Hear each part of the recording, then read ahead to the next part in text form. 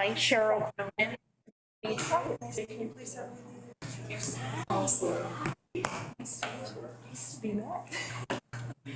Old home, you can do it. Pretty amazing.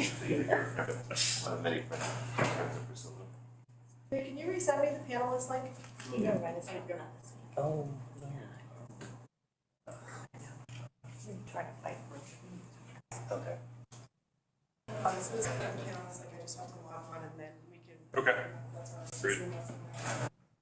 Thank you for doing this. I would be very inept trying to make this all work, so You have thank a you. lot of faith in me. It's a team.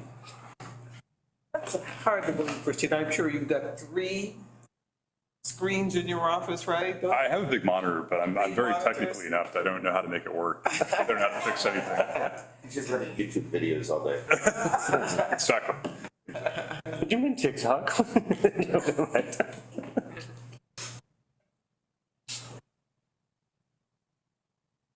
Please start, I'll figure it out.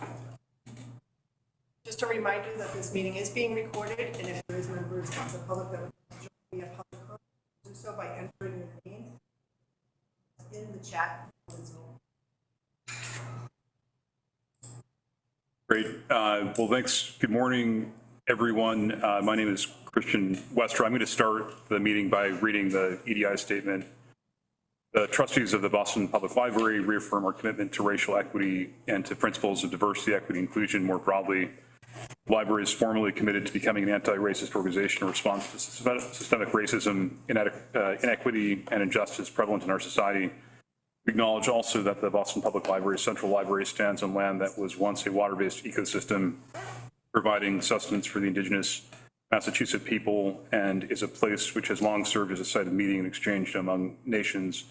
We're committed to land acknowledgements for all locations at which we operate.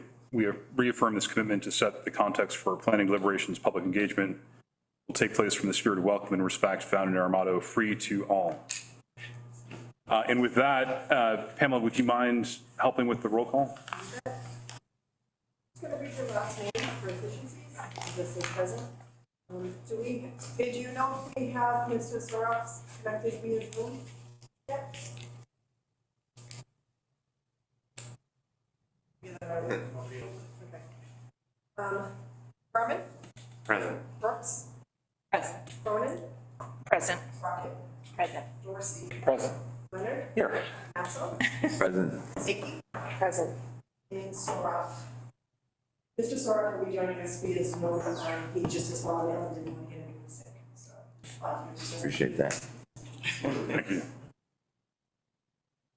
Great. Well, perhaps the next thing we should do, David, is just give a brief review of the open meeting law requirements and press considerations.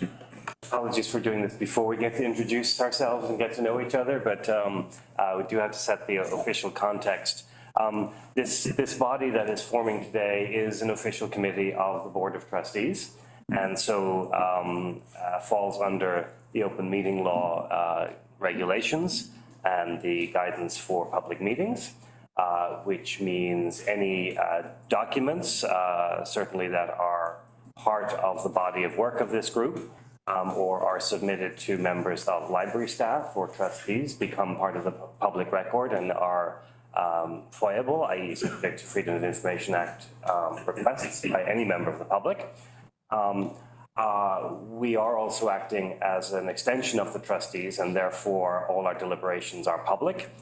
It is at the discretion of the trustees to entertain public comment during meetings, and the practice, certainly for the last several years, has been to do so during any meetings of the board or of the committee. So we just ask that you keep that in mind while we're formally convened as a committee or meeting with 2 or 3 or more members of the trustees. Just a baseline setting to remind us the context with which we operate as the Boston Public Library, which will speak to our strategic conversations coming up as well. Great. Thank you very much. Oh, yes. What did I forget? Just regarding form Yes. requirements, requires a majority of the committee, so when your attendance is asked to RSVP, I do need to know definitively if you're coming. If something changes and you are not able to come, you do need to alert me so that I'm sure that we have a And we can discuss later the balance of in-person, hybrid Zoom meetings, and we're currently operating under the state law provision that allows hybrid attendance to come to I to meet was court. briefly mentioning that Great. currently under the governor's order that he sent out, we are allowed to have via Zoom as opposed to in person, but that is only extended until May. We're waiting for a new update from the new governor to see if that will be extended, and if not, all meetings will have to be in person, with after the court is lifted. Great. Thank you. Point of are, with regard to open meetings, are our notes also foiable or? Your personal notes are not foiable. Great. Well, thanks very much. I'm delighted to have everyone here and really excited that this is starting. I think this initiative is going to be incredibly exciting and really impactful. We've got a really amazing committee with lots of different perspectives. Maybe Priscilla, you'd like to just share some initial thoughts and frame the questions that we might ask people to go around the table and respond to. Thank you, thank you. I'm just delighted to see all of you. David, Christian, Jose, and we are thrilled that you've accepted this invitation to be on the Strategic Planning Committee. The thing is that you represent various networks around the city. You have influence and are respected in various sectors of the community. And the bottom line is that you all love the library. Almost all of us have been through a strategic planning process. And some of us bear the scars of that, and some of us feel triumphant as a result of that. So we have different experiences. So part of what we're going to do today in terms of introducing ourselves is to share with each other, kind of your perspective on strategic planning and why you've agreed to be on this. Welcome, Jonathan. Great to see you. Thank you. Sorry, I can't be there in person. Thank you. So we'll be hearing from you in a little bit. The world, our culture, our technology, our relationships to our institutions have changed dramatically, right? And they will continue to evolve. And I strongly believe that we, this committee, have the opportunity to envision the future of the BPL by asking really big questions, such as what's the role and impact of a 21st century library? How can we, the library, be vital and relevant resource to our patrons in the 25 branches? And maybe, what does it mean to be the #1 urban library in the United States? Now that's a big one. That's an ambitious one. That's what they call a big, hairy, audacious, a BOHAG, right?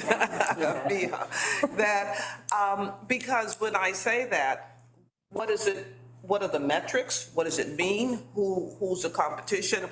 All of that stuff is not clearly stated. So we are going to be out there on the long, skinny branches. The other thing is, in preparation for this, we know that each one of you are coming with your own questions, right? About the role of the library, given the various constituencies that you represent. And we look forward to that lively discussion. Now, the final thing I want to say is that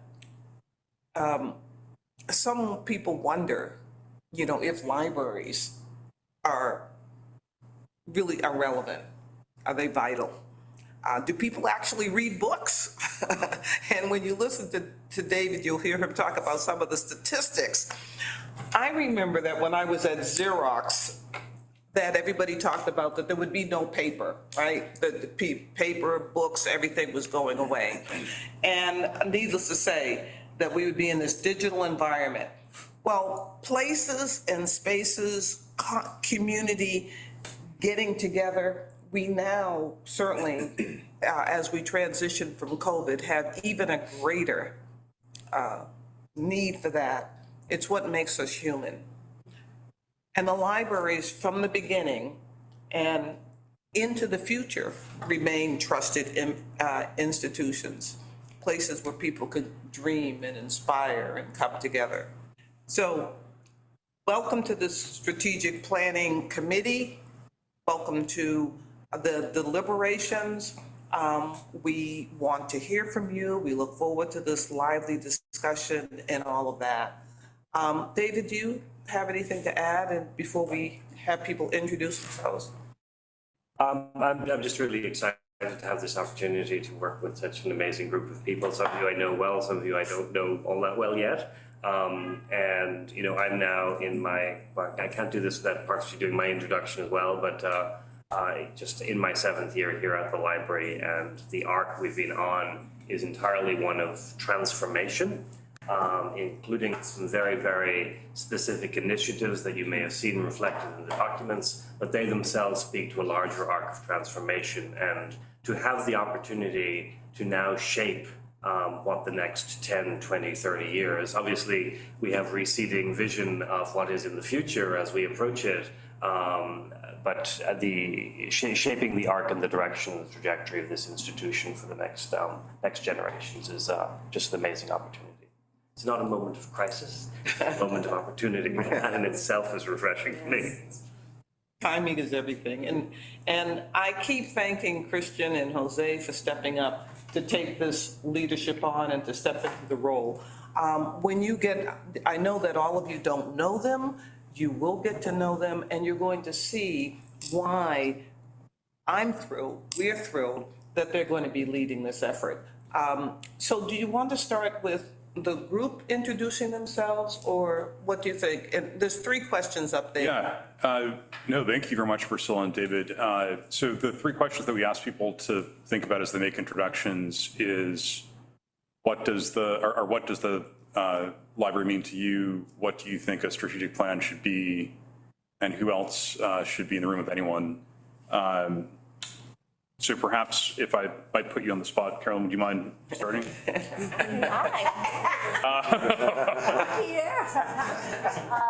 Yeah, so I'm Carolyn Crockett. Really happy to be in this room and in this conversation, which is something I don't typically say about committee meetings, so that's refreshing. I am a Dorchester resident, born and raised, and have tons of memories of being in the Dorchester branch library in Codman Square and Fields Corner and then Uplands Corner. And so as a kid, the library was a place to just go and do my homework, meet friends, but it was a safe space to dream and to kind of think a little bit. So I really appreciate your phrasing on that, Priscilla, because I don't know if people think about the library as a dreamy space, but it definitely was for me. As a kid, I also had Jonathan, can you hear us? Yes, I can. Thank you. I had a short time on the BPL Associates Board, I think, way back when, and so really was happy to be part of a moment of transformation, even then in the 90s or so, when the library was thinking about different ways to pivot. So happy to think about a strategic plan at this moment, and I think strategic plans can feel like a really important North Starring moment. That's a verb, which is not, just to kind of call out where we're moving and to call us into being in a new way. And so strategic plans can be exciting.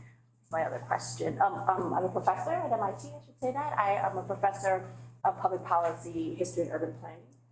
And before that, I did a couple of stints of public service in City Hall. So it's really nice to see a bunch of City Hall colleagues in this room. We are survivors. We are doing service.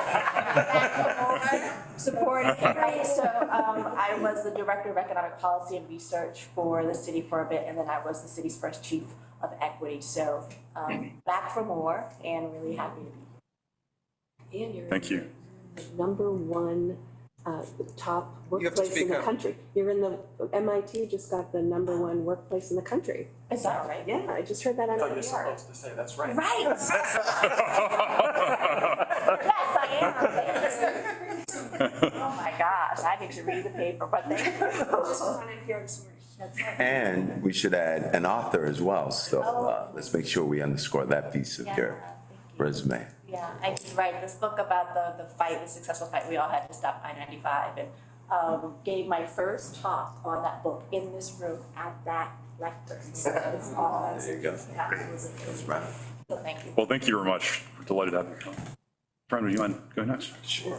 Good morning, everybody. Ron Dorsey. I'm not sure whom I'm representing this morning, but I will say the Eastern Bank Foundation for now, and an alum of the Walsh administration where I served as the chief of education. So that means I'm a mentee of Carolyn's, a devotee of Jose's, and a longtime ally of Heidi's. I pick up the phone whenever David calls. And have always been appreciative of the fact that whatever wacky idea I had around civic innovation, he would be the one that would pick up the phone. So it's good to be at this table. I think as I think about the BPL, a quick story I will tell that I don't know if I've ever told David, but when I was in my early 20s, a group of friends and I formed an investment club called the Greenwood Partners. And so this was still in the days of microfiche and a whole bunch of other stuff. And so the Greenwood Partners met here every Thursday night to go through Moody's, Morningstar, and a whole bunch of stuff to figure out what we were going to do. So this quickly became a home for us, and kind of flash forward and getting to know teams here, and certainly David, you know, really thinking about how do you extend a set of resources, I think, that are beyond most of the imagination of folks who come to the library. You know what you're coming for, but I'm not sure you still understand what's on the frontier of all that knowledge and all those tools. And so I think we've got an opportunity both to open up that toolbox, but really to imagine what the 21st century version of that toolbox is. Where strategic plans are concerned, I'm a strategist for a living, so clearly I believe in them. But I think I have a healthy skepticism about them. When they're really good, I think they are bold expressions of your most ambitious intention, and they've got enough tactical fabric to them where you can really figure out what you're going to do to express that intention. They're most powerful when there are agreements about what you're not going to do, because you can't be in every business. That's okay. Who else should be in the room?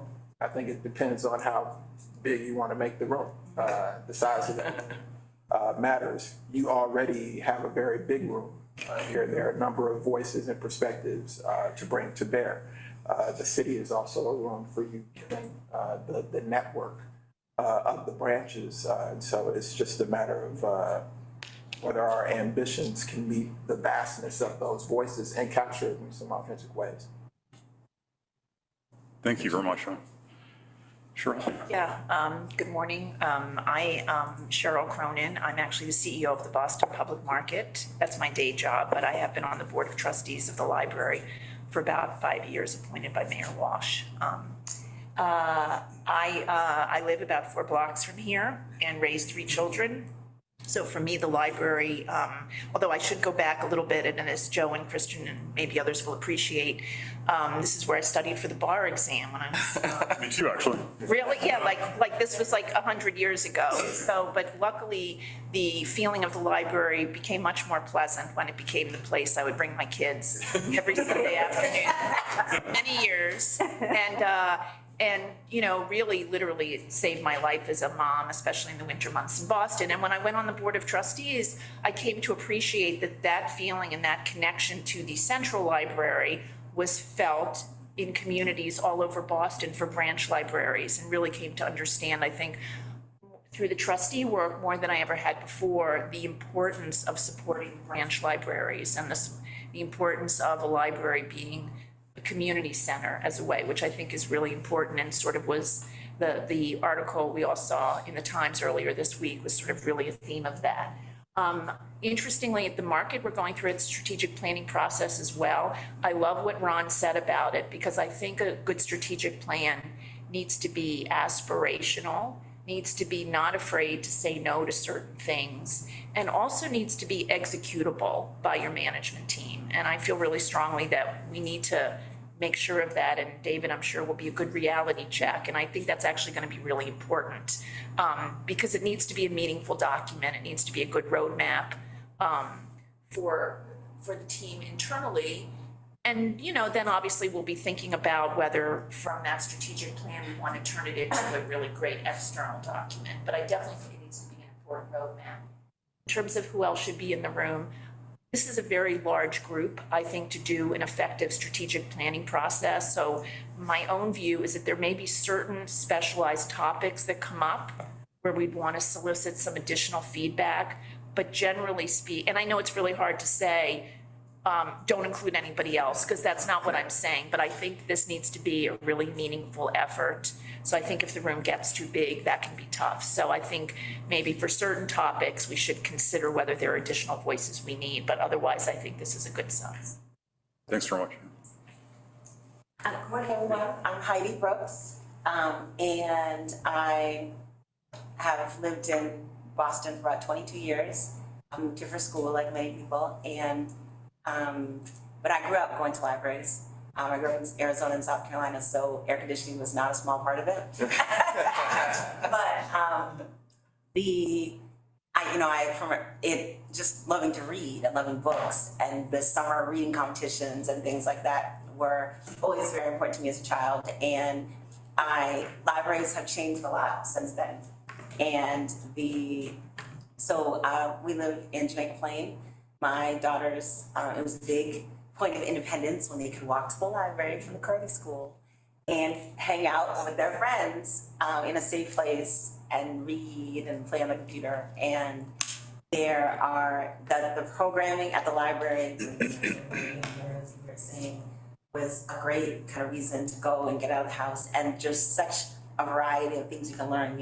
Whether it's 3D printing to I see people doing all kinds of career-related things, all kinds of things that I think the library represents best.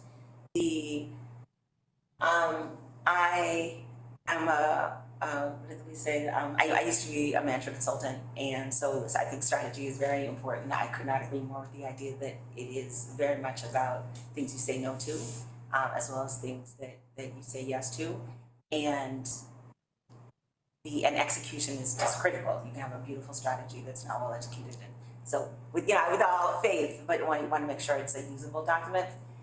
In terms of who else should be in the room, I don't want to make assumptions about who's here, but the Asian American population is pretty significant in our city, as well as that of who don't speak or are not native English speakers. And so that is a perspective that I think would be important to add if we don't already have it. I don't want to, like I said, I don't want to make assumptions. And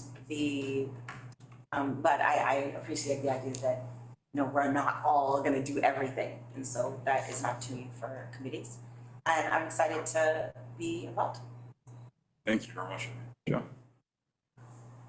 Good morning, everybody. I'm Joe Berman. I am also a trustee of the library, and I've been a trustee for about 2 years now, maybe a year and a half, and it's been a thrilling ride under Priscilla's leadership. I'm a lover of books and libraries, and so I wear a couple of hats. I'm also a member of the board of the Associates of the Boston Public Library, which is an independent 501c3 whose mission is to raise funds and support the library's special collections. It's manuscripts, it's prints, it's rare books and materials, which is an underappreciated resource that we have here, which I would love to see brought more to the public. But that's another topic. What does the BPL mean to me? To me, libraries as a whole, and I think Cheryl mentioned the article in the Times, they're such important institutions in this day and age. And I think for so many reasons, right? I care so much about literacy, about education, and I think getting people, young people and older people to read is such an important topic, such an important project. But not just be able to read, but to be able to read critically and to understand what they're reading, especially in this age of misinformation and disinformation. I think it's important to really promote literacy and the love of reading just for the fun of it, just to pick up a novel and read it. So as far as what a strategic plan should be, I'm, I think, a healthy skeptic of strategic plans, the planning process. I think a lot of times we can talk ourselves in circles and, do we really get to someplace? And I'm glad to hear the professionals who have management consulting experience talk about execution, because I think what you really want to do is have a plan that is streamlined, that you can execute on, but that still serves as your North Star, as you said. As far as who else should be in the room, again, I'm not going to make assumptions about who's here and who's not here. It sounds like we have people who are patrons of the library on this, users of the library. I don't live in the city. I do use the library fairly often anyway. I think we obviously need to hear from our patrons, our users, our clientele, as it were. And it may be that we've, formed, satellite committees. I agree with Cheryl that you want a small committee because it's efficient. But we may want to have, working groups of, focus groups, if you will, of different constituencies. And I think one of the top ones, if not the top one, has to be our users, our clientele. How are people using the library? It used to be that libraries were all people coming to us, right, to come and check out books or study. And now, really under David's leadership, what I've come to appreciate is that we're also outward looking, right? We're doing job training, career development, English as a second language. We're the place where people can borrow a laptop or get Wi-Fi access. All those things that nobody would have thought about 100 years ago are what the library really can serve. So I think we need to really have the patrons and our clientele here. I'd also, just because of how important the library is to a city, and I'm glad that Eastern Bank is represented, Ron, but I think, having the business community, the legal community, the healthcare community, the academic community, some of those great institutions, MIT, Harvard, Suffolk, the great institutions of Boston participate, get some buy-in from them. I'm sure Paula would, this is Paula's ears, but really make sure that the private sector realizes the incredible treasure that we have, and make sure that they understand how important, and to hear their views about what they think a library should look like in the 21st century. Thank you, John. Hi, everybody. I'm Paula Sapie. I'm the Executive Director of the Boston Public Library Fund. Sorry, I'm trying to change my audio settings. Sorry. You good? I've been here since June of 2020, so I started during the pandemic, but I've been involved with libraries my entire life. My husband is a librarian by training. He worked in academic libraries. My father-in-law ran the Cambridge, Mass. Public Libraries for many, many years and was a real proponent of the branch system, so really getting out into the communities. It's been an honor and a privilege to serve in this role as Executive Director of the Fund, which is really focused on raising private philanthropic support. And thank you to Eastern Bank Foundation for supporting our ESOL programming. One of the things that I'm really excited about with the strategic planning process is really thinking about the library services. They have changed dramatically over the course of 20 years. We see people in libraries here in Central and in our branches that have significant need, and the services are responding to them, but the librarians themselves may not have the training and capacity to deal with some of the issues. We've shifted focus in terms of the city. We're now under the Health and Human Services Cabinet. I'm really anxious to understand what that means in terms of our work, which is really incredible when you think about the number of programs and services. We have our first entrepreneur in residence who is working in KBLIC to help BIPOC small businesses, entrepreneurs. We have our first social worker. All of this funded through the work of philanthropists through the Boston Public Library Fund. We have expanded our ESOL capacity, hiring literacy instructors. The demand is huge. The demand is huge, not only for ESOL services, but for staff resources as well. So I'm anxious to see how we think about these services, in addition to the great work with our special collections, and really focus on areas of importance for our community, all our communities within the city, aligned with the City of Boston's focus, youth engagement. Where do we go? Because we're asked to do a lot here. What I've learned over the course of my 2.5 years is we're asked to do a lot, and we respond, but the resources may not match. Who else should be in the room? I echo what Joe said. I also think staff are a very important component. I feel like the employees of the library are the #1 resource that we should keep in mind, because if those resources are not intact, focused, trained, paid well, we can't do the work to serve the communities. So That would be my perspective. Thank you. I'm just delighted to be here. I'm looking forward to the process and really great to meet all of you. Thank you.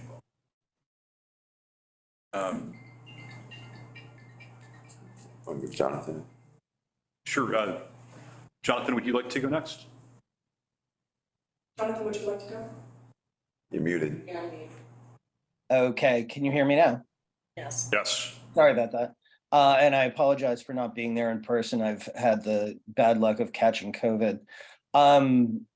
So my name is Thank you for not being here in person. My name is Jonathan Soroff. I'm a writer for Boston Magazine, among other things.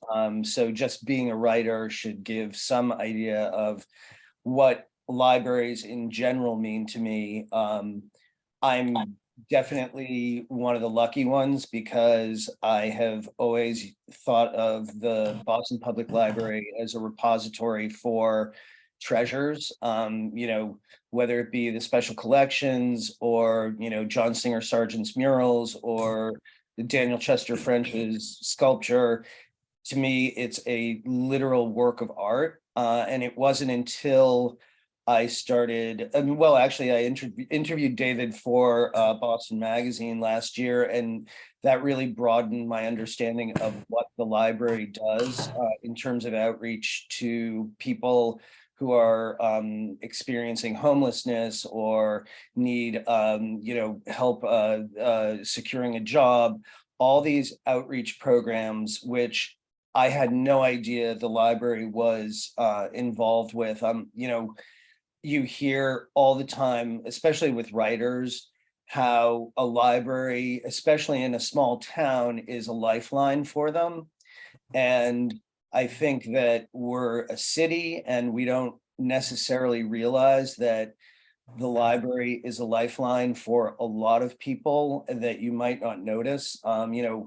The free to all motto is so unbelievably resonant to me, and I'm inordinately proud of being a born and bred Bostonian. So the fact that we can claim that as our own is incredible. But whether it's somebody who's seeking shelter because they're sleeping rough, or someone who needs advice on how to feed their kid who has a eating problem like celiac or whatever, whether it's access to special collections to polish a college application or college essay. All of those things are things that the BPL does. It's the other things that I was talking about, and the nutritional aspects, the outreach to homeless people. Those things are extremely vital and make the library so much more than what I ever appreciated it to be. So a strategic plan to me should include programs like lending laptops or pads, giving people access to the kinds of technology that they can't afford or don't have access to, giving people the ability to see something like the WGBH studio in progress, because ultimately a library is about truth, and the truth for a lot of people is very difficult to convey. And inside the 4 walls or the 25 walls of the Boston Public Library, that should be paramount. So I think that trumpeting to the world and making the Boston and the greater community understand all the different things that the library provides to people who need it in ways that we might not be used to thinking of it. That to me is sort of vital for the strategic plan. And as for who else should be in the room, I'm unfortunately a populist, so I think we should stand in shoulder to shoulder with everyone, including those people who are relying on the library for day-to-day survival, as well as the people who I have attended the Associates Literary Lights event for 30 years or however long, the preservation of these incredible treasures. So it's a top to bottom, 100% egalitarian attitude with respect to who I think should be engaged in this conversation. Thank you very much, Jonathan. Crystal, did you want to add a few more? But No, I'm, okay. thank you. I mean, you guys, you know I love the library. I don't need to say anything else about that. Tell everybody about it, and I'm excited about this process. Fantastic. Jose, I don't know if we've had your perspective yet. Well, first and foremost, this is a great group. Let me just start off with that. I mean, hearing all of you, and Jonathan, thank you for your input as well. I asked Priscilla when we're offline, put this group together. She said it takes a village, but you folks have really put an august group of great people together. Just who you are and who you represent and who you want to represent and who should be here says a lot about what this group can do. I was also thinking, Priscilla, in your wisdom, you too, David, and I'm the vice chair with Linda Dercina-Fori of Community Engagement. I'm sitting there going, I think I know why I'm sitting here, because there's such a crosswalking of that group and what we're doing there with what Strategic Planning Committee should be doing and where we're going. So I'm just so happy to be able to sit here. But I'm also thinking, 50 years ago when I first stepped into this library, I was a high school teacher teaching bilingual education right around the corner of Copley Square High School, which is now the Snowden School. And I remember bringing my students here 50 years ago. And the majority of them had just moved to Boston recently with their families from Puerto Rico, the majority of them. And to walk into this library for them was like a moment, right? Never having stepped into a library, and then just seeing that they had access to a library and that they could be part of this community. And then finding out that there were libraries in their respective communities that they were not aware of, that they could access as well. And so as I sit here thinking about our work, I think back what was 50 years ago to what is today and what will be the future are three different things. And so therefore, part of my thinking is, as I look at our questions, is to make sure that as we move forward in strategic planning, that we have at least some room for being nimble. And by that, what I'm saying is that whatever things might change in the course of our journey, that we have the ability to readjust or refocus or uplift what needs to be uplifted at that moment that we didn't think of 2 years prior as we were doing strategic planning. And so what I would posit for this group in particular, and Kristen, you as the chair, is that let's make sure that as we move forward, there's some space that we always allow ourselves for being nimble in the years to come. So that way we're not wedded and say, well, the strategic plan says this, and therefore this is the way we're going to go, that we, along with David and everybody else, say, wait a minute, let's make sure we have space so that we can adjust, turn, change, or go in another direction. But other than that, I'm just excited. I'm looking forward to the work that we're going to be doing. I think it's crucial at this moment in time, from what everybody has said, what we're facing in the public conversation, in not just here in Massachusetts, but around the United States, that we play a role in being, setting the standard, if you will, of what public libraries should be. But I'm looking forward to this great work. Thank you. Thank you very much, Jose. I can't believe you were teaching 50 years ago. That's amazing. Yeah. Can I interject one thing? Careful. Say he was 12. I bet his kids really loved him because of that, yeah. May I interject one thing? Yes. I'm ashamed to say that I have never been into any of the branch libraries, and the fact that there are 26, is that right? 26 of them? 25 plus years, so yes. Okay, so the fact that I have never been into any one of them is it's an embarrassment to me. I have to say, in my defense, I don't live in Boston, but that also figures into what I see as the role of as part of the strategic roadmap and as part of the plan. Jonathan, if I can respond, we have what's called the Boston Public Library Passport, which will be more than happy to make sure you get one and that you start visiting all the library branches. Get that stamp because there's some I'm nice happy goodies to. that you get on the other side. I would be happy to. There you go. And I'll be more than happy to accompany you to any of the ones that you want to go to, so that way I could be your partner when we go there, okay? Excellent. Thanks. David, would you like to share any perspectives on these questions? I think, what does the BP, I mean, that I could go on for hours on. So I think it's just an important strategic asset. I think it is the first large municipally funded public library in the country, which means we made up here what it means to be a public library. That was 1848 when the charter was first formed. So our opportunity is to be as responsive to the needs of the 21st century as those 19th century great individuals who had a vision. Maybe it could have been even more inclusive than it was at the time. But how do we continue that legacy and make it meaningful for all the reasons that you've touched on? The second question about what do you think a strategic plan should be? I love the fact that so many people have stated it's as important for what it allows us to say no to, or at least contain, if not say outright no to.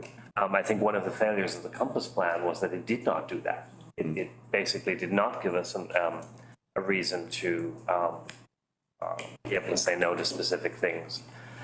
And so I think, I have some questions about, the strategic plan is the plan of the institution. What is the role of trustees? What is the role of this committee? What is the role of management in the creation of that and in the delivery of the content? We probably will have a conversation later about a strategic planning consultant to help shape us. I think it should be alive. I think it should be meaningful. I think it should be executable, and I think it should be visionary. And who else should be in the room? I think we will have lots of Venn diagrams in terms of our work going forward. I specifically have asked Lisa Pollock, our Chief of Communications, and Michael Colford, who's our Director of Library Services, who cannot be here today, to be adjacent. He's on the phone? Hi, Michael. Okay, thank you. Michael is the Director of Library Services and would be the librarian, because I am not a librarian. So I think it is important for the integrity of the process and the institution to have the most senior librarian involved in the process. So we have not appointed Lisa and Michael formally to be members of the committee, but they will staff the committee along with myself in a way that allows those voices to be present. I imagine there will be other times where there will be much deeper staff engagement as well. I do think we have to, whether they are here with us, these other voices or not, we have to remember we are representing all patrons, all non-users, and that, yes, we are the Boston Public Library, but we also are the Library for the Commonwealth, so there is a role in which we play a statewide resource, and having a 24/7 online set of resources means we're a global 24/7 institution at the end of the day. 80% of our funding comes from the city, and so that's our primary obligations. But the reach of the Boston Public Library is as broad as it could possibly go. Thank you very much. I'll just close with a few of my own perspectives. So in terms of what I think of the library and what it means to me, I'm a member of the Board of Trustees with a number of others here. I'm also on the board of the Leventhal Map and Education Center. I've always been really interested in maps and how people approach the unknown and how they use maps as a way of contextualizing the unknown. I live in Boston with my wife and our 3 children. My wife is an author, has always been very interested in myth and writes novels that inject myth. She wrote a novel that involved Celtic mythology. Now she's on to a novel that involves Egyptian mythology. So we have about 7 or 8 books on ancient Egyptian religion and such from the library scattered around our bedroom. We also have a 14-month-old who we take to the library, the children's room, probably 2 or 3 times a week. So what Cheryl said certainly resonates with me. Otherwise, I'm a partner at Ropes and Gray. I practice corporate law, very active in the pro bono work that we do as a firm. And for me, I think a lot of the statements that people made resonate deeply. Carolyn talked about the library being a safe space to dream. Heidi talked about how growing up in South Carolina, the library is a safe place to study and grow. That really resonates with me. I think being a place where people feel comfortable and feel like they can enrich themselves and pursue their dreams is really key to what the library is and should be. I also think in terms of the comments that Joe made about the importance of the special collections, and Jonathan as well, that certainly resonates. I know that's close to Paula's heart. And I really liked your comments, Jonathan, about making sure to be mindful of the outreach and mindful of the fact that the library is a lifeline for a lot of people in the community. And on the plan, fundamentally, what I want, and I think we're all aligned in this, is for this to be meaningful. What the plan should not be is an esoteric statement of vague aspirational principle that has no real use or practicality. I was also a management consultant in a past life, for better or worse, but I think we should all be very focused on creating something that makes a difference and can be useful. And I think that came through with a lot of comments. Ron, you mentioned how having the plan be a bold expression of us, but be something that's tactical is very key. So that certainly hits home, and I'm glad to hear, Cheryl, that you're going through the same process at Boston Public Market, because I'm sure we'll have some great perspectives. And from my view, this seems like the right group. I think we should supplement as needed. And Heidi, I certainly take your point about making sure that we've got other members of the community who are stakeholders involved, and we should think about how to do that.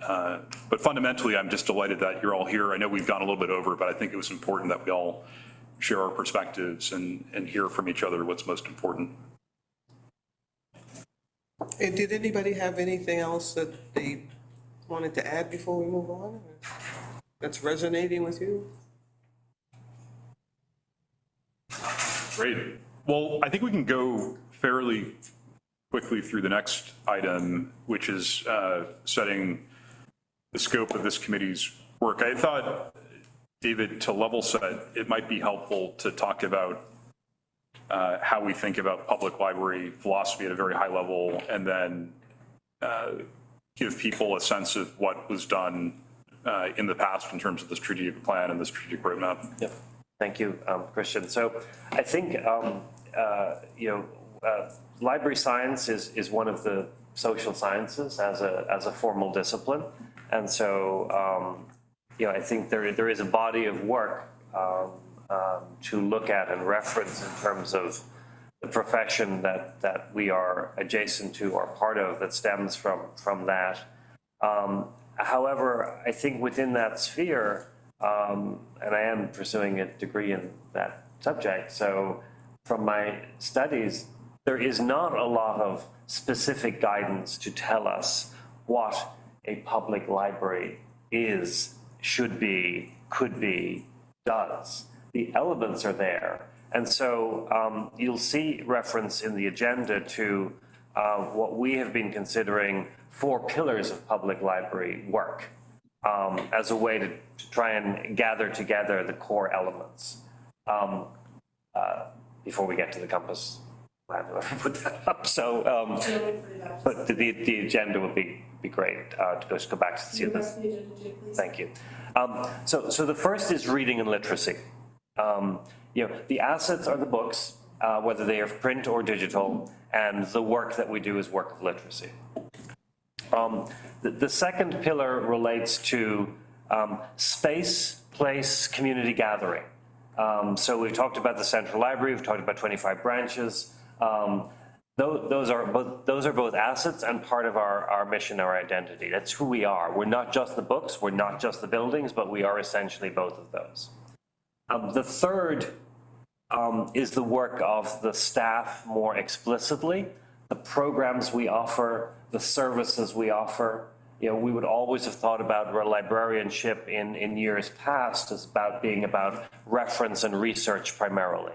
The information questions that people bring to the library and want to pursue, and how are those surfaced. So in years past, it might have been, I want to look up my family history. I want to, show me the encyclopedia that will tell me this recipe for this thing, or many things the internet is now fine at doing. Fine, that's not great, it's fine. However, when we think about, well, no, I don't have somewhere to sleep tonight, and can you connect me to resources that are, may get me back on the track to having my own housing, or career advancement, or newly arrived immigrants. Those are still information services, information requests. They just present with a much more visceral sense of need than perhaps the information requests of the past. And so reading literacy, spaces and community gathering, and then programs and services. And then the fourth is cultural heritage, which is both the preservation and calling back to the history that is in the bones of this building and the collections within it, but also the preservation of history as it is being made today. Plus, I believe the sharing of our shared cultural heritage, because all of us, many of us, most of us, are in one form or another immigrants to this country. And so how do we encapsulate all of that? So that's my take on our 4 pillars of what a public library is. To answer your question more explicitly, where have we come through? In 2011-2012, the library completed the Compass strategic planning process. That was the last big formal effort to produce a strategic plan. That's been provided to you. Its greatest value after the first 3 years was really those 8 Compass principles, which are great guiding principles.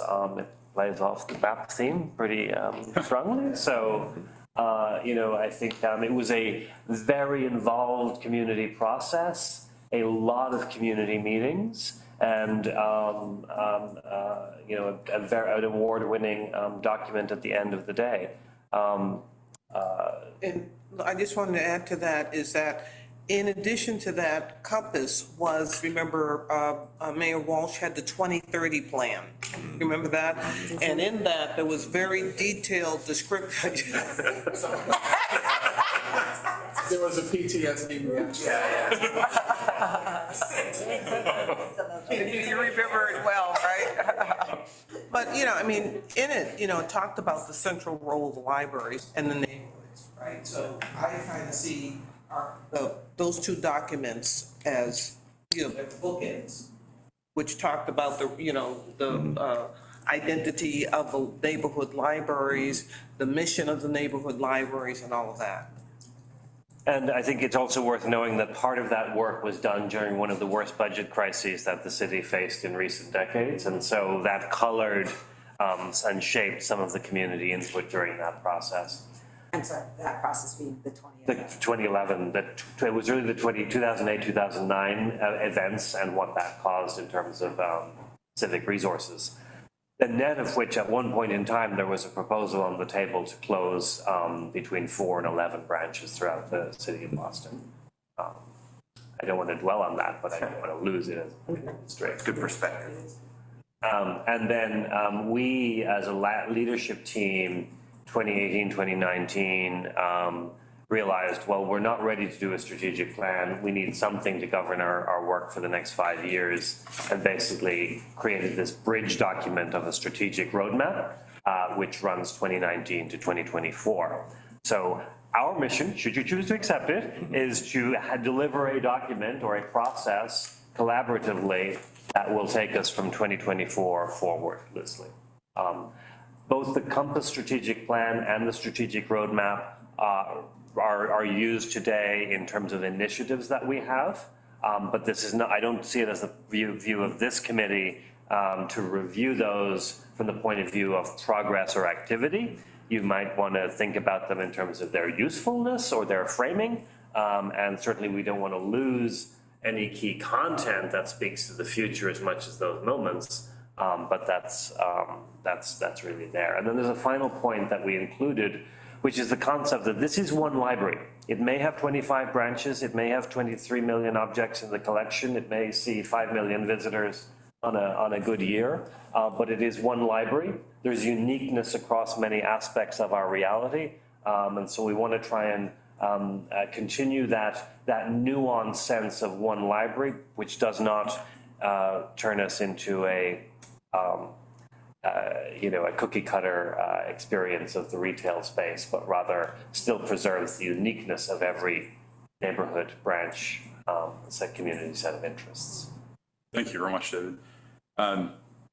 Jose, I know we've touched on some of these questions, but do you want to take us through the next item on the agenda? Yes, please, thank you. I think we've hinted at some of the things that I'm going to ask here, but I would like the group to look at the 3 letters under the question mark, and I referenced my conversation or my comments in the fact that 50 years ago, my library experience compared to 2023 library experience, very different. And so the question for us is, what does it mean to be an urban library in this particular moment in time in the 21st century? And when I say this particular moment in time, I'm going to ask folks to be thinking not just on this date of February 2023, but be thinking 21st century, 5, 10, 15 years from now, if we could be so bold, right? And so how do we answer that question? Those of us who are in this room right now as a strategic committee, how do we answer the question, what does it mean to be an urban library in the 21st century? And then at the same time, think about what kind of input we need and what would that look like coming from the staff and from this committee. And then last, those that we spoke of outside of this committee, community members and other advisors, if you will. So I'm going to open up the conversation just by asking you to reflect for a second and share with us what your thoughts are. And I'm not going to go this way. I'm going to start over there with you, Heidi. So let me ask you, if you don't mind, what does it mean to be an urban library in the 21st century? I have 2 thoughts. The first is, I do not fully understand the nature of services that the current BPL offerings include, like the fact that there's an entrepreneur in residence and a social worker in residence. That's new to me. So I feel like as of today, in February, I think I would want to understand that more. And then I think the other kind of certainly input from the committee and staff, input from community members, users, as well as non-users. And I think we would want to do a landscape review of like what are other cities doing, what are other countries doing now in terms of library offerings. I like that. That's good. If I may, I think you have already hit one of the nails on the head about one of the strategic problems that the library has which is it's not that we necessarily, although this process may determine differently, it's not that we necessarily need to do more or different things. It is as much about people don't know everything, or not everyone will know everything anyway, but there's a whole range of offerings that are on offer here that are not known. And it's okay not to know everything, but to get to the point where people aren't surprised by realizing that there's this new thing happening would be a challenge. Point well taken.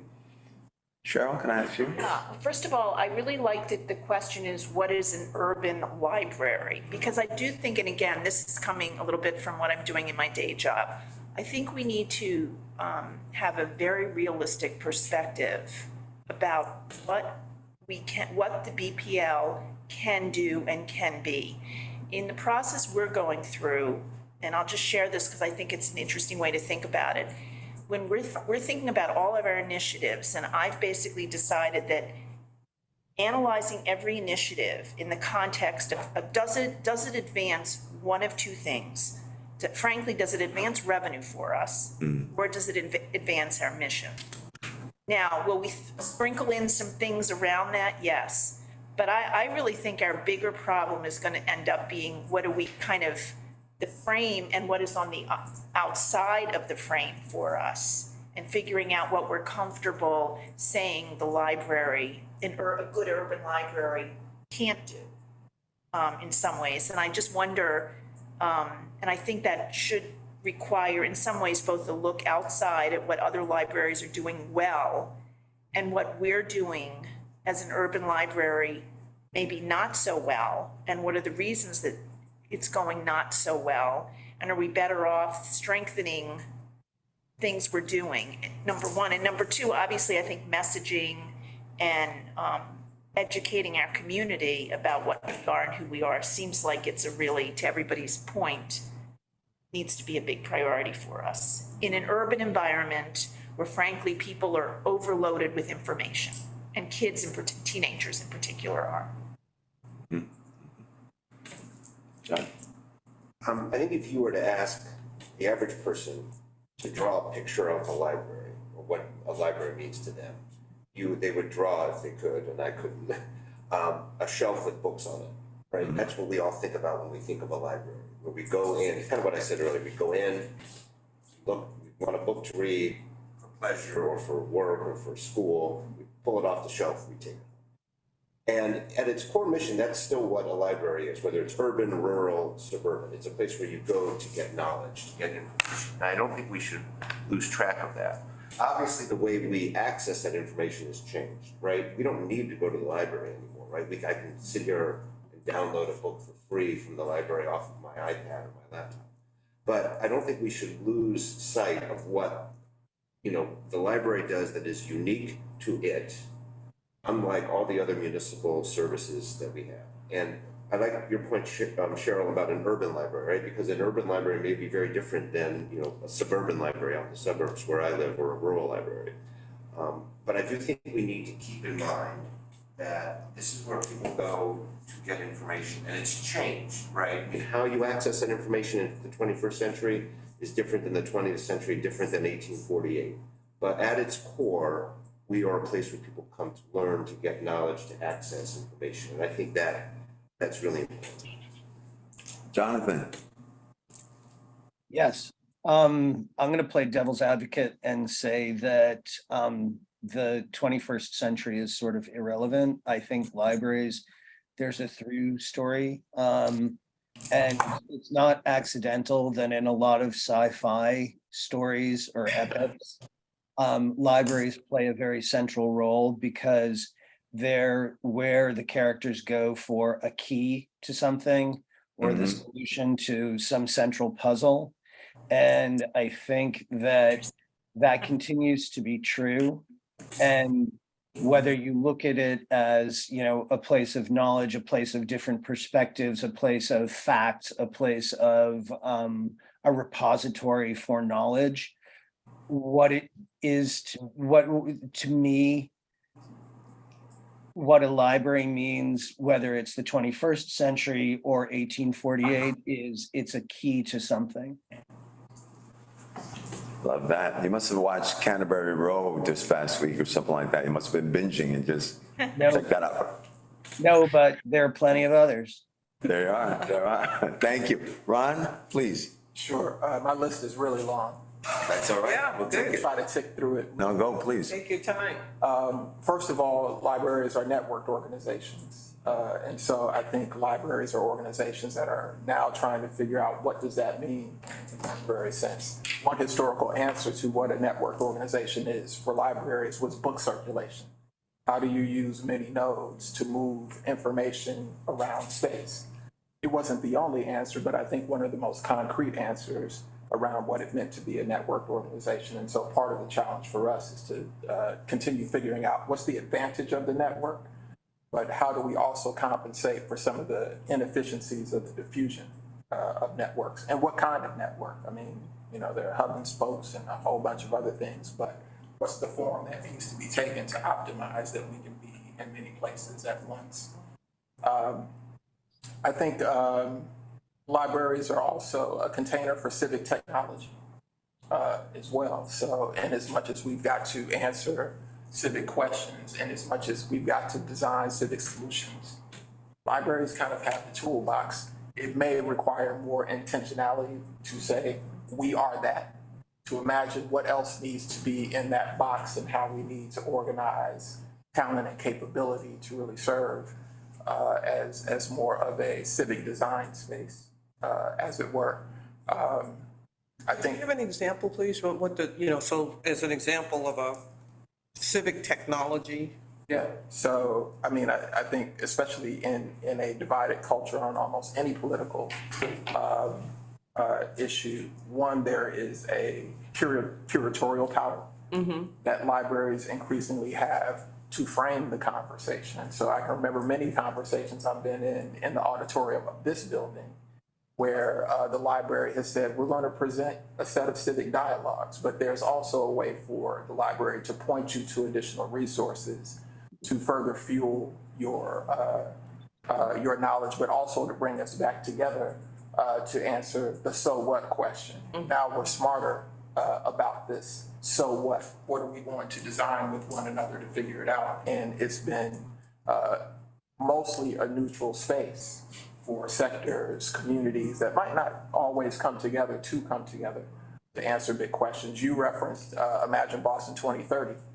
There were forums for 2030 here that answered those very same things. So imagine if we were still picking up on chapters of that document, but the civic space for that and the technology that feeds into us doing that work is part of what the library does and provides. I think libraries. And I'm sorry, just to interject briefly, that resonates with me, Ron. I like that idea a lot of the library as being a convener and a institution that fosters civic dialogue during a time when there's so much atomization, where people feel so separated and ruined and island-like. It's, I think, really important that the library play a trusted role in bringing people together and facilitating conversations such that people can hear each other. So I like that idea. I appreciate that. Thank you. Maybe to pick up on some of the sci-fi theme, but I think is a theme to kind of think about how it emerges concretely. Libraries are a form of transportation. It is a way for us to be in places very quickly that we can't otherwise get to very easily. It's through the conduit of the information, through other people's experiences in the room, what we cultivate. It's the closest thing we've ever had to time travel. So how do we enhance that with a set of tools? I think in a very concrete sense, and my colleagues from government, I just brace yourselves. Libraries in Boston in particular, I think can be tools for us to help activate a vision around the city as a classroom. And most particularly as Boston Public Schools is talking about Build BPS and the creation of new learning infrastructure. I'm not convinced that learning has to be confined to school. And so when it isn't. School thinks it is for the most part, but it is not. And so as we think about libraries as third spaces, extension of public education spaces, I think from a neighborhood planning standpoint, it will behoove government to figure out how a few of the major departments kind of get on the same page to plan for the public mission of human development. That involves school, that involves health and human resources in the library, and a few other things. Library. So, pause there for a minute, because that's a big idea. To plan for the Mission of human development. Say it? The public mission of human development. Public mission of human development. Because on the library, it doesn't say reading and literacy, it says knowledge. And it says democracy. And those are much bigger, that is the fuel for human development and connection. I think that, there is a way for us to think about the civic infrastructure and libraries being core to that infrastructure to satisfy that. I think libraries are co-everything. No, finish that thought and I'm going to jump in. Go ahead. I think libraries are co-everything. You imagine what it is. I mean, I touch down here probably every couple of weeks to do work and to co-something with somebody. I don't know if we can be co-everything, but there's a lot of co-ing to do here. And I think the library, as it's redesigned its central space, has really broken some norms about libraries as quiet space and unconnected space and some other things. So how do we keep going with that? And I will finish with maybe what I would caution libraries around not becoming. And I understand what presents itself to libraries, but I would caution against the idea that libraries become multi-service centers. There's a lot of emerging insight and I think evidence about the limits of multi-service work, and we've got a ton of it through the nonprofit sector and some other things. I think figuring out what we are trying to help people solve for themselves is more the key. A lot of the literature about multi-service work would suggest that it is good at crisis response. It is not great at building agency and self-sufficiency. All great points. If I can piggyback on a few things that you said about, first of all, the point about libraries and schools. One of the reasons why I crossed from Copley Square High School here was because I saw the importance for my students to see that they did not have to be schooled in the classroom, that there were other resources, other avenues for them to be schooled. And I came from pedagogy, I went to Antioch College, which that was pedagogy, right? You had to go out in the real world to learn about the real world and be a better citizen. So number one, that is something that I'm really hopeful that is part of how we strategize and partner. So going back to your point, you're now under human services. Well, how do you partner as being a member of human services so that all that wraparound can become part of it and partner with the schools? And then the other thing, the last piece where you said about, being a multi-service, I've had sort of like a yin-yang moment with that, in a sense of that I feel that there's a moment in time for us to play that role. But my hope would be that that would not be our role 10, 15, 20 years from now. That society writ large and all those other entities that are part of how we respond to human needs, Jonathan, to your point, step in and play that role and really lift up what they're supposed to be doing. So that way we become a partner, but not really the point of. You follow what I'm saying? But those things that you brought up as far as what we look like moving forward are, salient points. Thank you. Yes, ma'am. Yeah, I'm following up on some of Ron's comments. Speak up, you have to speak up. Following up on some of Ron's comments, I really resonate with what you said. I think navigation is key within the library. I think it's a place, for the 21st century library, it's a place where people come and we navigate. The staff here really navigates them to resources. I agree with you. When you think about the social services, now we have a social worker. People are coming in with pretty significant need. We're gonna navigate them to those community partnerships. So what are those key strategic community partnerships that we need to think about as we think about the library of the 21st century, whether it's nonprofits doing social service work, housing and security, where do we see ourselves partner? I agree with you on the city partnerships, because I hear things happening in the city and I see them happening here and I'm like, where is that connectivity? How do we build that synergy? Because it feels duplicative, or where do we go? Like, what's our role? So I think there's that big question, for me anyway. And I think I agree, Heidi, with you. I think even amongst trustees, there isn't a knowledge of the services currently offered. I think there's so much, and what are they, and what are we doing, and how are we responding, and is that effective or ineffective? And again, I think that's a key piece to really get a full scope and understanding of the communication, the services that are currently underway. And I would advocate for benchmarking, I forget who said that, against other, really, aspirational national public libraries. I serve on a group of, a national group of people like me who serve on, in the foundations or the fundraising vehicles for public libraries across the country and actually outside the country. And I think it's really important to see what they are doing and, the size, the scope of the work. And, there's best practice out there. So we should be thinking really carefully about that. And for me, I look at this as, the health. I always say a library is essential to health and well-being of the community. For me, it's the health of the community first. And I've appreciated the fact, again, that we're part of this new cabinet of health and human services.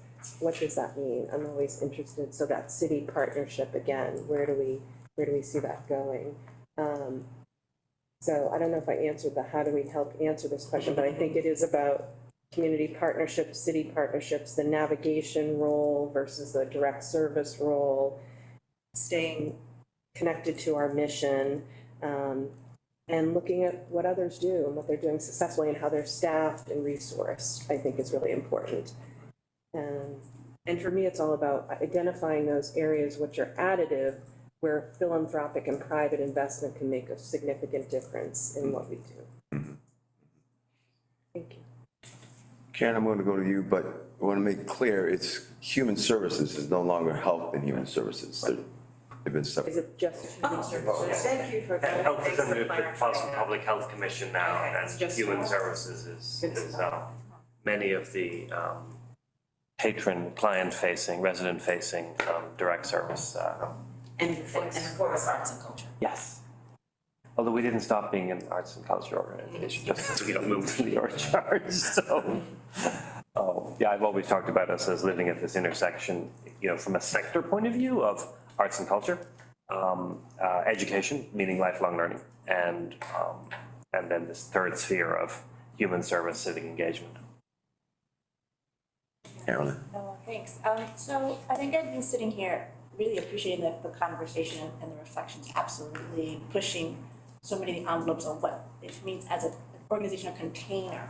What is the container that we're talking about? So, and always appreciate having a chance to listen to Ron. It's just evocative every time. So I think, David, your opening comment about the idea of library science as a social science was really potent for me to think about the library as a mode of knowing. And what does it mean to kind of sort of sit with the idea that people are coming here to know something, and there are a set of connections that are being made, whether it's a connection to a text or a person or a set of ideas. And that feels important because of the word urban, modifying library, because as someone that teaches city planning and thinks about urbanism all the time, what is real about the urban is this idea of sort of not only change, but disconnection that often happens with urban change, whether it's development pressures or people moving, that the city can be a very disorganizing entity, trying to look for connection or trying to look for a place of reflection. People aren't getting that. So in some ways, how can the library be understood as an antidote for some of what the city is? And in my experience, that's often what it has been, a place to connect, to reflect, to know, to have an encounter with a person or ideas or something. And so the idea that you come here to unplug, to plug in to something is a part of the tension and the delight. And so I wonder what it's like to just drill into this idea of the library as this powerful place of connection. And we can think about what those connections look like, but that feels very, very critical to the identity here. And also I think a lot about when you think about connection and also modes of knowing, that there is a very powerful colonial and racist heritage that sits in modes of knowing.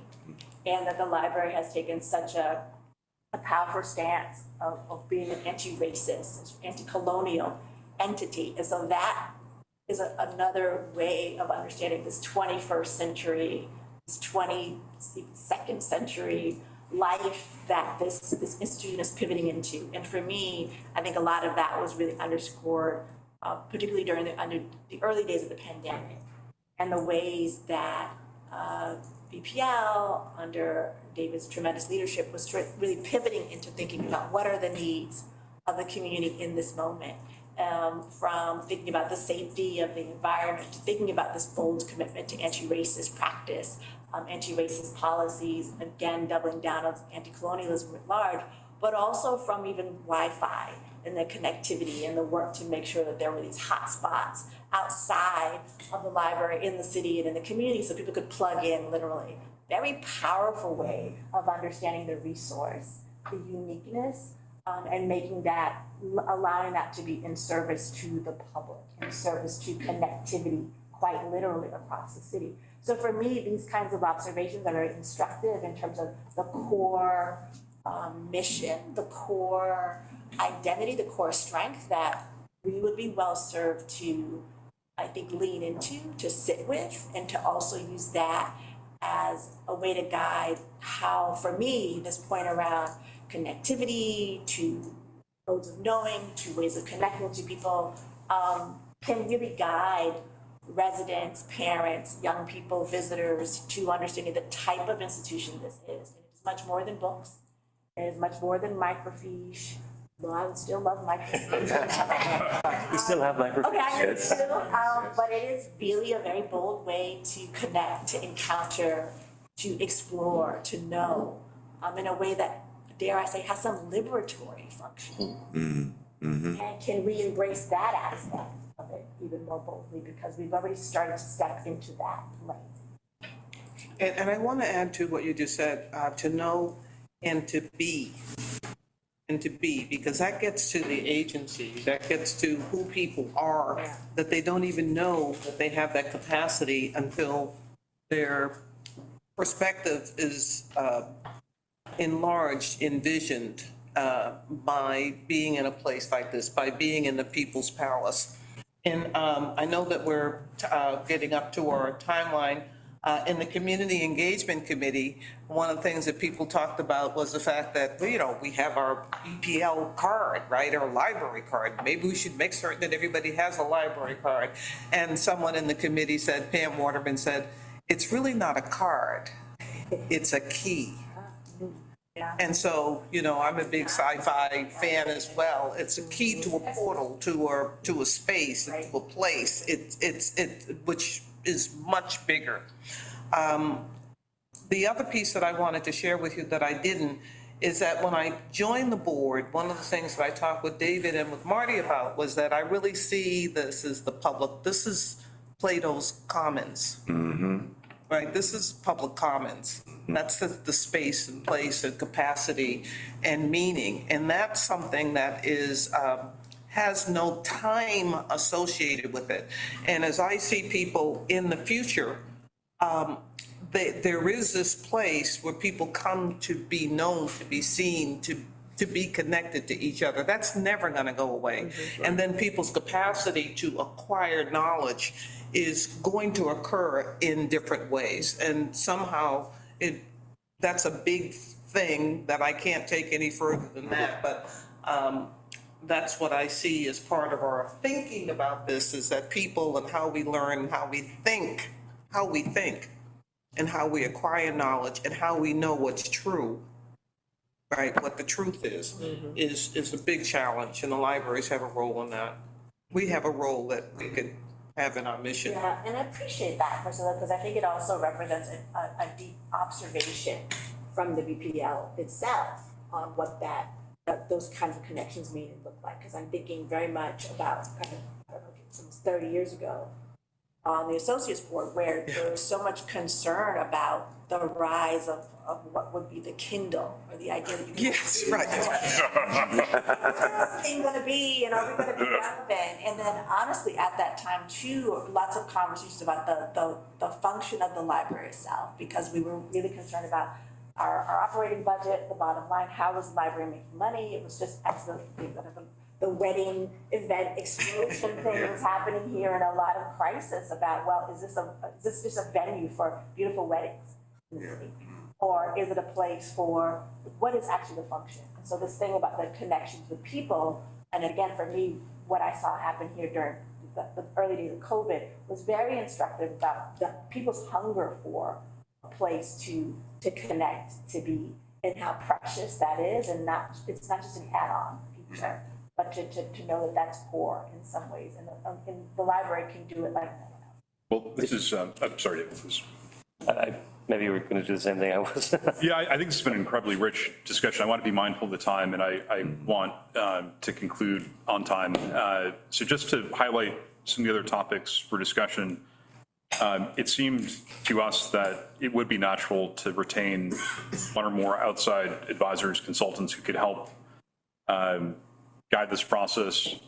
And in terms of what we would want from them as a straw man, what we were thinking was that it probably would make sense to do some sort of survey of community members to get a full array of perspectives on what the BPL should be doing and what services are most impactful. As Heidi and others noticed, we would want to do some kind of a landscape review looking at other libraries in other cities and understanding what they do well and what they don't do well. Ultimately, the objective would be to develop a plan with granular milestones and a timeline of required actions. And we'd also ideally refine and make consistent with the broader plan our mission statement. David and others have highlighted the fact that there are so many great events and initiatives that the library does, but many people don't know about them. And so marketing and developing a much more nimble, inventive style of marketing that we can use to convey what we're doing and have the strongest voice possible is, to me, a very important thing. So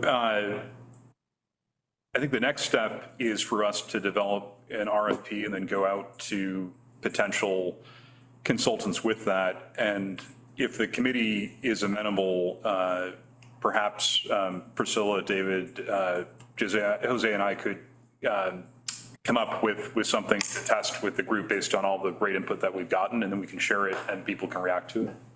Can I just ask, and maybe we haven't settled on this yet, I mean, the strategic planning effort can go on for years. So do you all have in your heads kind of a, we don't want this to last more than 6 months, 18 months? Yeah. Frequently you think we need to meet, those kinds of. Yeah, good question. So that was the last topic of discussion, the nuts and bolts of what the committee should be doing. I think ideally we would identify our advisors at some point in the next few months. I know things take a little bit longer in government and with quasi-governmental organizations, but that would be my goal. And then we would work with those advisors to come up with a plan that hopefully could be presented to the broader board of trustees at some point, either later this year or early next year. And so that's sort of the general timeframe I was thinking about. In terms of the cadence of this committee, I'd welcome people's views.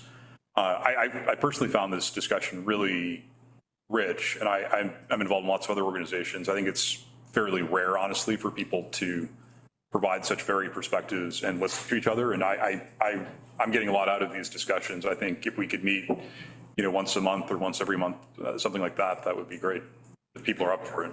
I think once a month is probably perfect. I do note I think your timeline, Christian, may be a little ambitious at the bottom. And I take Cheryl's point, you don't want this thing to definitely, but I do think, spring 2023 selection of outside advisors is probably okay, but fall and winter for initial draft, based on my experience, that might maybe be great if we could hit that, but I also don't want to set an unrealistic milestone. So, by the time we get, a consultant on board, and as you said, the governmental sort of hoops we have to jump through because we are a public entity, we may be, maybe a year from now, right? Early 24. Really looking at the initial draft. Yeah, fair enough. Winter. Well, I guess so, not today. I said winter 2023. One thing. He's a lawyer, so I certainly would totally defer to you all about developing the scope of work for an RFP for the consultant. One thing that occurs to me, just seeing this group this morning, I don't think we need a facilitator for our discussion. We need certainly a consultant to maybe guide us through what other topics we might want to discuss and how that evolves into a strategic plan. But unlike other groups I've participated in, I don't think we need someone standing at the front of the room every meeting, whiteboarding and telling, that. And I think that can really add to the time that it takes. So I'll just throw that. Yeah, Good point. We might need more of a super listener than a good, in my view, a good writer. Because at the end of the day, we want to come up with a deliverable product. And the structure. I agree with that. Of the constituents. Yeah. How does that play out? The Venn diagrams that David mentioned, I think that would be. And subject to Pamela's comment about whether or not meetings can even be done over Zoom, are people okay doing this in person? Would they prefer to do over Zoom? I think the conversation probably will be richer if it's in person, but I know it's inconvenient for people who don't necessarily live around here. Just want to point out, it's very difficult to do it hybrid-wise, so it should be. Yeah. Right. I would vote for in-person. And I I would have to say, vote Yeah, go ahead. I sir. was so disappointed not to be there today because any opportunity to walk through the doors of the library is an honor to me. So in person is Thank you, John. Okay, great. But that said, it's great to have this flexibility that we can also have Jonathan and, you know, Yeah. people are still getting sick. So, The, one of the things that I'm really wondering about is how can we bring you up to speed or date on all the stuff that the library is offering? If you haven't taken a walkthrough, if you haven't seen, you know, my favorite place is the teen room. What can we do to help you learn about the library and the library programs? So I feel like many of us are very familiar with the physical plant. Yeah. But it's the program, so I'm assuming there's something written, some job description for the entrepreneur residents and the. There are, it might make more sense that we carve out some time at the next meeting for Michael Colford, who's on the line, or one of his colleagues, one of our colleagues to give a presentation, a high-level presentation, so you at least get the flavor of the range of things. Good idea. And please go to the digital commons, just go online, you know, if you go to the digital, that's a good place to start. Yep. I could also share the impact reports from the fund Oh, yeah. for the past couple of years and some of the. Yeah, good I idea. think those are, we do a lot of that impact storytelling, so I think that might be. Great. That's good. I just want to be mindful of people's time. I think it is important that we end on time. Pamela, are there any public comments? Just two, and they are internal. First Okay. is Michael Colford, who is going to open his mic, and then Lisa will, in the back. And they know they're very brief, Michael, you know, the link to the website. Good morning, everyone. Michael Colford, Director of Library Services here. I too am sorry I was not able to be there in person, and I will try to make this quick because I know you're trying to get out of here. And I'm really impressed at the breadth of awareness and the commitment from all the committee members, among all of you. And I just want to respond to a couple things around the urban library question, because it's a big passion for me. I've been with the library now for almost 19 years, and I've been a librarian much longer before then. And it wasn't until I came to the Boston Public Library that I discovered my true passion, which is urban libraries. And just a couple of comments. You know, there was a lot of talk about libraries being a place where people access information, and that we don't necessarily need to come into the library to access that information anymore. I would disagree, because that's precisely what makes the urban library, and quite frankly, rural libraries too, so unique, because many of our users don't necessarily have that access to the information for a whole host of reasons. And then the 21st century piece is just showing how that gap is widening. And the COVID scenario several years ago made that very evident when people couldn't come to the library, and there were so many people who were getting left behind. So I wanted to make that comment. And then the conversation about civic space and civic engagement. Yes, it's definitely a place for information, but it's also a place where librarians can help bring to light disinformation, and that's such a hot topic right now. And one of my staff kind of joked around when we were talking about our goals a couple of years ago, that a library, it seems like what we were trying to do is build better citizens. And it kind of resonated with me. And we're now talking about something called holistic services, where in the past, everything was anonymous. People came in, they might have said, I need to learn how to use a computer, but that's where it ended. Now we actually have a conversation to see what their ultimate goal is, because learning to use a computer might mean they are trying to find a job. And we have so many other resources that we can provide to help them do that. So it's looking at the person and their needs more holistically, rather than just the question they ask. And I'm looking forward to being involved in these conversations. And it was great to hear all the wonderful things you were talking about. So nice to meet you all. And Thank you, Michael. And we have Lisa Pollock. Greetings from the Peanut Gallery. I'm Lisa Pollock, Chief of Communications here. I'm a veteran of the Menino, Walsh, Jamie, and now administrations. But in between, I had a 9-year stint doing strategic public relations consulting and worked with a lot of organizations on their strategic plans. So I'm very glad to be in this room, but as somebody who returned from the dread public sector to public service, I want to say thank you to all of you for your service in this regard. Coming to the library has been just remarkable and mission driven. So thank you for all of your time and your energy and your effort I look forward to having a document that we can push back against to say no. When I came here, one of my predecessors said, your problem is not going to be looking for things to talk about. It's that you have too much to talk about, and more than the truer words he ever spoken. So I look forward to that. I look forward to working with all of you and basically everything Michael said. Thank you very much, Lisa. It's great to have you here. Well, I apologize that we went about 6 minutes over. I pledged to the group that we won't do that in the future. But thank you for all the wonderful conversations and discussions and perspectives. I hope everyone has a great holiday weekend. Is there a motion to adjourn? So moved. Second? Second. All in favor? Favor. Aye. Great. Thank you very much. Hi, Jonathan. Bye, Jonathan. Bye-bye. Look Thanks. forward to seeing you next time. Likewise. Feel better. Sorry, I have to Thank run. you. Great to see everybody. Thank you, Dave. Bye, David. Bye, Michael. I'll do.